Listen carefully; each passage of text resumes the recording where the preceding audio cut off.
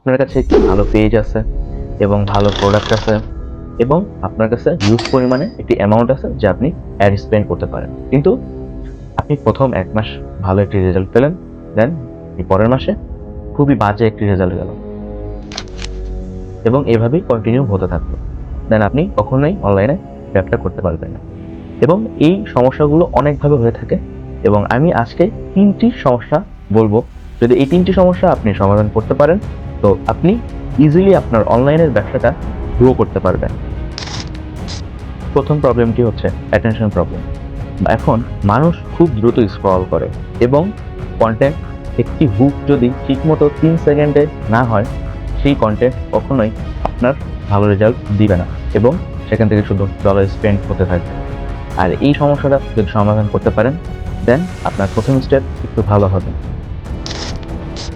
দ্বিতীয় সমস্যাটি হচ্ছে হাই অ্যাড কস্ট। এখন আগের তুলনায় সিপিএম সিপিসি অনেক বেড়ে গেছে, তাই র্যান্ডম অ্যাড চালালে সেখানে শুধু ডলার স্পেন্ডই হবে।